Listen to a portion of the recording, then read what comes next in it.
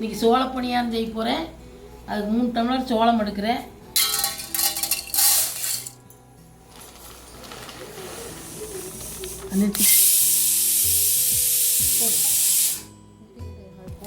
Cut பண்ணிக்குவாங்க. 3 tumbler சோளம், 6 பேருக்கு செய்யணும். 3 டம்ளர் சோளம், 3 டம்ளர் புழுங்கல் அரிசி.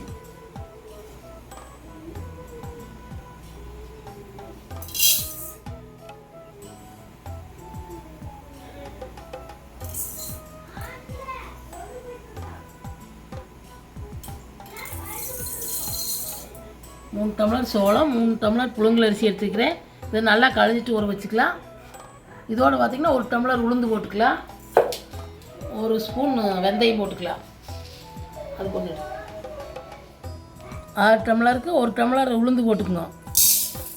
இன்னும் கொஞ்சம் போட்டுக்கலாம், ஒரு 1.25 டம்ளர். 1 சேர வெந்தயம் போட்டுக்கலாம், 1 ஸ்பூன். இன்னும் கொஞ்சம். இதெல்லாம் கழிஞ்சிட்டு 4 மணி நேரம் ஊற வச்சுக்கலாம். ஊற வச்சுட்டு அப்புறம் எப்படின்னு காமிக்கிறேன். நல்லா கழிஞ்சு 4 மணி நேரம் ஊற வச்சுக்கோங்க. பார்த்திங்கன்னா சோளம், அரிசி, உளுந்து எல்லாம் ஊறிடுச்சு. 4 மணி நேரம் ஊறிடுச்சு. நீ ஆட்டிக்கலாம். ஃபஸ்ட்டு உளுந்து போட்டு ஆட்டிக்கலாம், அப்புறம் சோளத்தையும் அரிசி ஆட்டிக்கலாம். உளுந்து போட்டுக்கலாம்.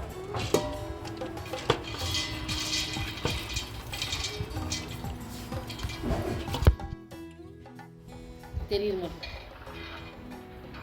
கை வச்சுக்கத்தானே.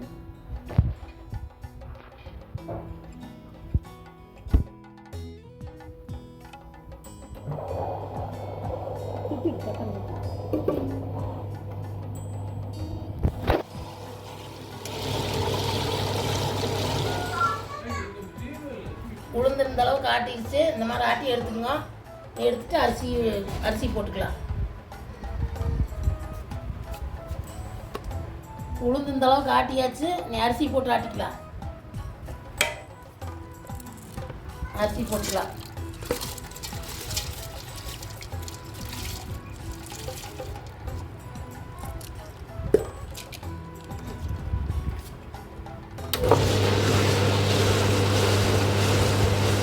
பார்த்தீங்கன்னா அரிசி ஆட்டி விட்டுச்சு. நீ எடுத்துக்கலாம். எடுத்துட்டு சோளத்தை போட்டு ஆட்டிக்கலாம். நீ அரிசி தோண்டிக்கலாம். கொஞ்சம் அரிசியும் சோளத்தையும் கொஞ்சம் குறன்னு அரைச்சிங்க. நம்ம நெவுன்னு அரைக்கக்கூடாது. ஓரளவுக்கு குறன்னு அரைச்சிங்க. நீ அரிசி ஆட்டி விட்டுச்சு, நான் தோண்டிக்கிறேன். நீ அரிசி எடுத்து தோண்டியாச்சு. நீ சோளத்தை போட்டு ஆட்டிக்கலாம். சோளத்தை போட்டு ஆட்டிக்கலாம்.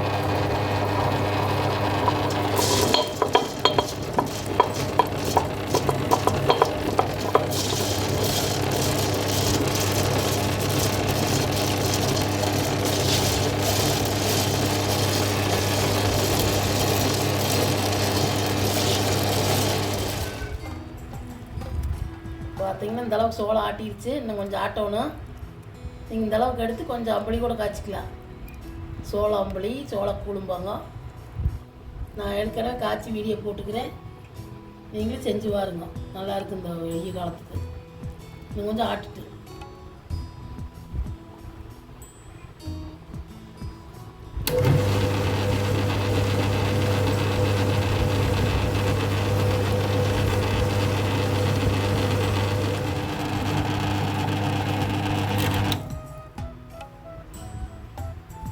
சோளம் ஆட்டிடுச்சு.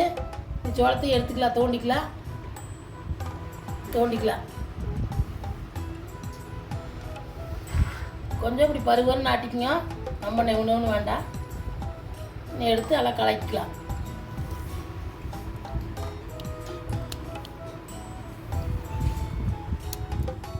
பார்த்தீங்கன்னா எல்லாம் ஆட்டியாச்சு. அரிசி, உளுந்து, சோளம் எல்லாம் ஆட்டியாச்சு. ஓசி பிடிக்கலன்னு நாங்கள் வேறு பாத்திரத்தில் மாற்றிட்டோம்.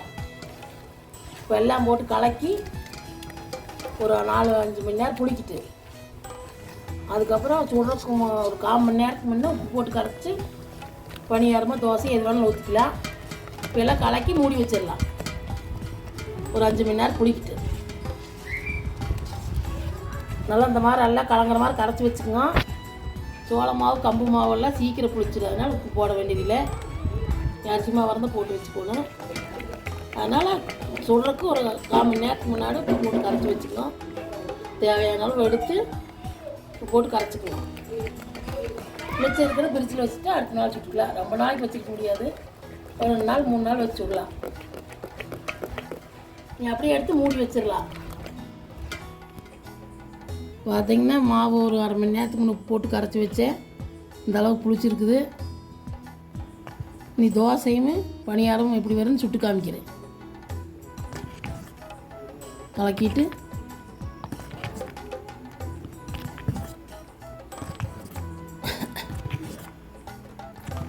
முதல் பணியாரம் சுட்டுக்கலாம், அப்புறம் தோசை சுட்டுக்கலாம்.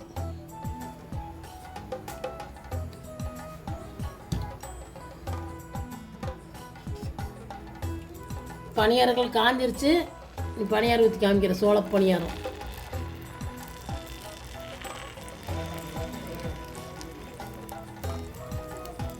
நல்லா டேஸ்ட்டாக இருக்குது சோள பணியாரம். நீங்களும் உங்கள் வீட்டில் செஞ்சு பாருங்க.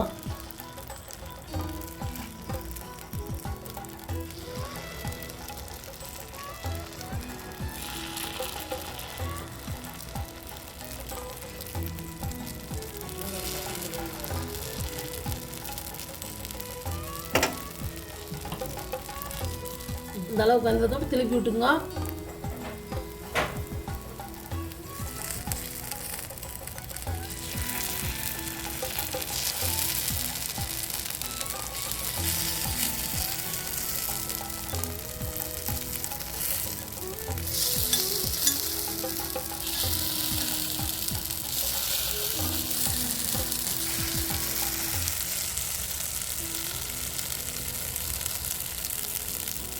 வேவிட்டு இன்னொரு கடை திருப்பி வச்சுக்கலாம். இந்த கடை திருப்பி வச்சுக்கலாம்.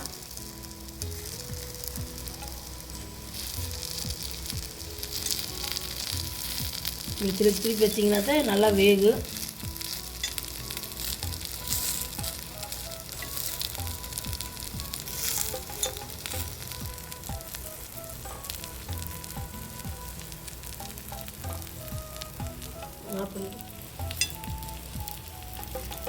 வெந்துருச்சு.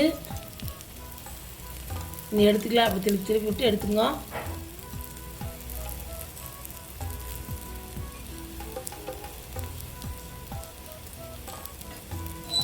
பணியாரம் பார்த்தீங்கன்னா வெந்துருச்சு. நீ எடுத்துக்கலாம். அந்த அளவுக்கு வந்து எடுத்துக்கோங்க.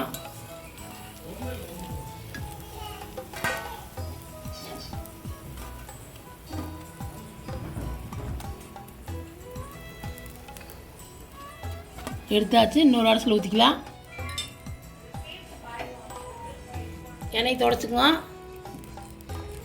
மடி ஊற்றிக்குங்க இன்னொரு செட்டு.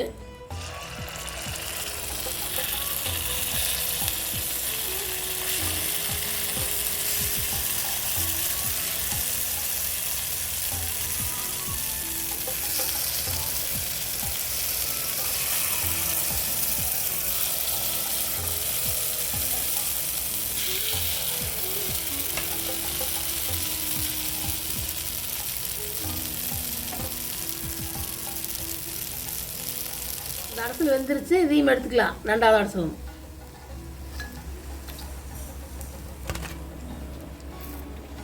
பார்த்தீங்கன்னா சோள பணியாரம் குழந்தைகளுக்கெல்லாம் இந்த மாதிரி சுட்டு கொடுங்க, நல்லா சாப்பிடுவாங்க. சூப்பராக வந்திருக்குது. நல்லா சத்தான பணியாரம். நீங்களும் இந்த மாதிரி செஞ்சு பாருங்க. 2 அடசல் எடுத்தாச்சு. நீ தோசை ஊற்றி காமிக்கிறேன். தோசை எப்படி வருதுன்னு. தோசையும் ஊற்றிக்கலாம். ஊற்றி காமிக்கிறேன். தோசையும் சுட்டுக்கலாம். அதில் பணியாரம் வேணாலும் சுட்டுக்கலாம்.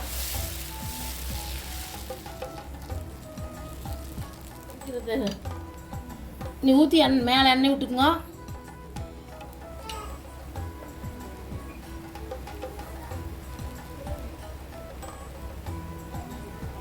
தோசை வேணாலும் நீங்கள் ஊற்றிக்கலாம், பணியாரம் வேணாலும் ஊற்றிக்கலாம். சூப்பராக வரும்.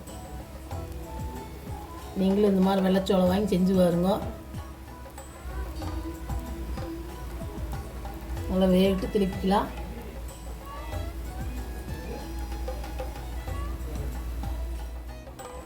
வெந்துருச்சு. திருப்பி போட்டுக்கலாம்.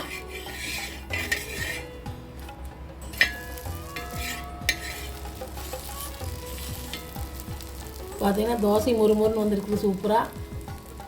நீங்கள் தோசை வேணாலும் சுட்டுக்கலாம், பணியாரம் வேணாலும் சுட்டுக்கலாம். நீங்களும் உங்கள் வீட்டில் செஞ்சு பாருங்க. செஞ்சு பார்த்துட்டு வீடியோ பிடிச்சிருந்தா லைக் பண்ணுங்கள், ஷேர் பண்ணுங்கள், சப்ஸ்கிரைப் பண்ணுங்கள்.